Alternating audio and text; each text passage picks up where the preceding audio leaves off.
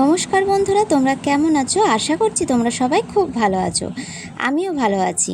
তা দেখো, আজকে আমি দুটো রান্না নিয়ে চলে এসেছি। এই দুটো রান্না হচ্ছে আমার সবথেকে ফেভারিট খাবার। ছোটোবেলা থেকে এই দুটো রান্না আমার সবথেকে প্রিয় রান্না। তা দেখো, আজকে আমি বানাতে চলেছি কলাইয়ের ডাল আর আলু পোস্ত। তা এর জন্য আমি কলাইয়ের ডালটাকে দেখো আগের দিন রাত্রিবেলায় ভিজিয়ে রেখেছিলাম, আর এটা হচ্ছে ভাজা কলাইয়ের ডাল। যেহেতু আগের দিন রাত্রে ভিজিয়ে রেখেছি তাই ডালটা অনেকটা নরম হয়ে গেছে। এবার আমি ডালটাকে ভালো করে কচলে পরিষ্কার করে ধুয়ে নেব। তোমরাও 2-3 বার বাড়িতে ডালটাকে ভেজানোর পর ধুয়ে নেবে, তাতে ডালটা কিন্তু খুব পরিষ্কার হয়ে যাবে এবং ডালে যা নোংরা থাকবে সব বেরিয়ে যাবে। এরপরে আমি প্রেশারের মধ্যে ডালটাকে দিয়ে দিলাম, কারণ ডালটাকে একটু সেদ্ধ করে নিতে হবে। এবার আমি প্রেশারটা গ্যাসে বসিয়ে দিয়েছি। তা সামান্য একটু তেল দিয়ে দিয়েছি ডালের মধ্যে, যাতে ফেনাটা প্রেশার থেকে পড়ে না যায়। আর বাটিতে একটুখানি মৌরি আর কতগুলো ছোট ছোট আদা কুচি ভিজিয়ে রেখেছিলাম। এবার মৌরি আর আদাটাকে ভালো করে বেটে রাখলাম, কারণ কলাইয়ের ডাল বলে কথা, আদা মৌরি দেওয়া হবে না তা তো হয় না। তা আমি আমার রান্নাটা কিন্তু আমার মায়ের কাছ থেকে শেখা। আমার মা যখন রান্না করতো ছোটোবেলায়, তখন আমি দেখেছিলাম এই রান্নাটা কিভাবে করে মা। আর এটা হচ্ছে আমার সবথেকে ফেভারিট খাবার, এই জন্য রান্নাটা ভালো করে মনে রেখে দিয়েছি। তা দেখো, এরপরে আমি কড়াইতে নিয়ে নিচ্ছি সর্ষের তেল আর 5 ফোড়ন, শুকনো লঙ্কা আর তেজপাতা ফোড়ন দিয়ে নিচ্ছি। এরপরে আমি যে ডালটা সেদ্ধ করে রেখেছিলাম সেটা কড়াইয়ের মধ্যে দিয়ে দিলাম। আর দিচ্ছি সামান্য নুন, সামান্য একটু হলুদ আর অল্প একটু চিনি।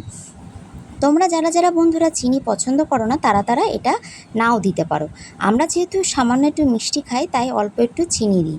এরপরে যেই আদার মৌরি বাটাটা আমি পেস্ট করে রেখেছিলাম, সেটা যেই ডালটা ফুটলো আমি সঙ্গে সঙ্গে আদার মৌরি বাটাটা এই ডালের মধ্যে দিয়ে দিলাম। এবং তোমরা বিশ্বাস করবে না বন্ধুরা, এত সুন্দর একটা স্মেল বেরোচ্ছে। তোমরা বাড়িতে ঠিক এইভাবে রান্নাটা করো, তাহলে বুঝতে পারবে, এবং খেতেও কিন্তু দারুণ লাগবে। এবার ডালটা আমার ফুটে গিয়েছে, আমি এবার ডালটাকে একটা বাটির মধ্যে ঢেলে নিচ্ছি। আর কলাইয়ের ডাল সবসময় কিন্তু পাতলা রান্না করার চেষ্টা করবে, কারণ কলাইয়ের ডাল ঘন কখনোই ভালো লাগে না। আর এখানে দেখো আমার ডালটাও কী সুন্দর সেদ্ধ হয়ে গেছে এবং রঙটাও দেখো কী সুন্দর এসছে। আর তোমরা কিন্তু বাড়িতে অবশ্যই ট্রাই করো। আর কাদের কাদের কলাইয়ের ডাল খেতে ভালো লাগে কমেন্ট করে জানিও। এবং দেখো, এরপরে আমি চলে এসেছি আলু পোস্ত রান্না করার জন্য। কলাইয়ের ডাল রান্না করা কমপ্লিট। এরপরে আমি এখানে ঝিঙে আলু পোস্ত করব। এর জন্য আমি কড়াইতে সর্ষের তেল, 5 ফোড়ন, শুকনো লঙ্কা ফোড়ন দিয়ে নিয়েছি। ফোড়ন দেওয়ার পর কেটে রাখা যে ঝিঙে আর আলুটা ডুমো ডুমো করে কেটে রেখেছি সেটা আমি তেলের মধ্যে দিয়ে হালকা নাড়াচাড়া করে নেব।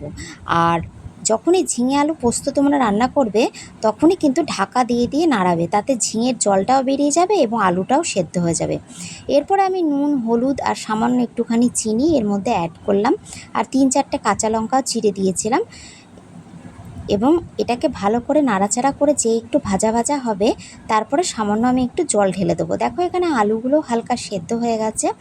তা যেহেতু আরেকটু সেদ্ধ হবে, এর জন্য আমি এর মধ্যে সামান্য একটুখানি জল ঢেলে আমি এটা ঢাকা দিয়ে দেবো।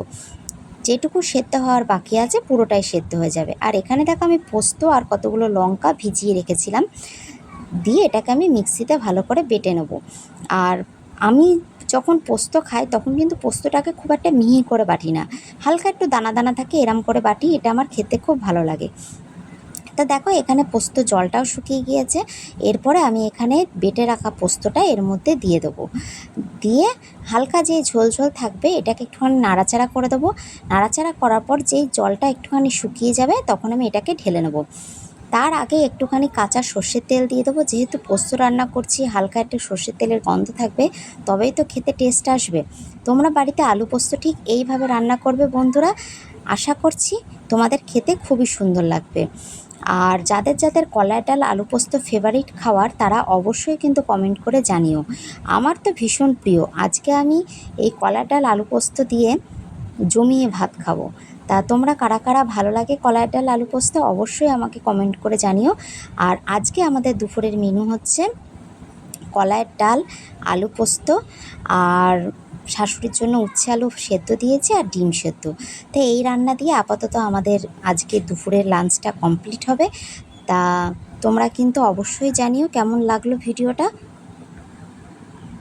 আজকের মতো ভিডিওটা আমি এখানেই কমপ্লিট করছি। তোমরা সবাই ভালো থেকো। তা টাটা, বাই বাই বন্ধুরা।